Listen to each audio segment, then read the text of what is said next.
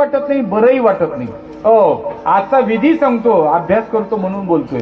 ऐका, आजचा जो विधी आहे ना, ती अतिवाहक नावाच्या देहाचा विधी आज करावा लागतो, तो 12 वाजायच्या आत. कोणाचा विधी? झोपले नाही ना सगळे? हो, कधी? अतिवाहक नावाच्या देहाचा विधी आज करावा लागतो. विचारा काकाला, आज जो विधी केला ना पिंडदान, कोणाचा पिंडदान आहे? बापाचा नाही, ऐका, वडिलाचा नाही, आईचं नाही, अतिवाहक नावाच्या देहाचा विधी आहे. शास्त्र ऐकून घ्या, नुसत्या गोष्टी ऐकू नका. हो, शास्त्र ऐकून त्या करण्याचा प्रयत्न करा. जसं जसं जमन तेवढं करण्याचा प्रयत्न करत चला. अतिवाहक नावाचा देहाचा विधी असतो. आणि तो अतिवाहक नावाच्या देहाचा विधी कधीपासून असतो तर भगवंत सांगतात, ज्यावेळेस त्या देहाला गेल्यानंतर जीव 10 दिवसांनी त्याला काकवर्ष झाला. मी वर्ष श्राद्ध मानतोय आणि अभंगाकडे परत येतो. काय झालं? काकवर्ष झाला.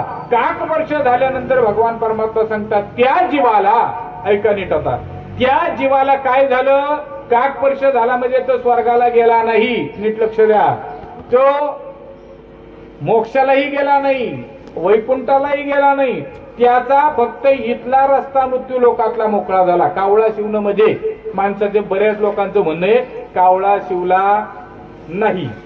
कावळा शिवला नाही की आपल्या लोकांना अवघड जातं. कावळा शिवला न शिवला तो भाग घेऊ नये. ऐका नीट, अजून लक्ष देऊन. भगवंत सांगतात काकवर्ष झाला. काकवर्ष झाल्यानंतर भगवंतांनी सांगितलं त्याला देह मिळतो. कोणता देह मिळतो? आता कोणता सांगितला? महिला मंडळ कोणता? अतिवाहक. कोणता देह?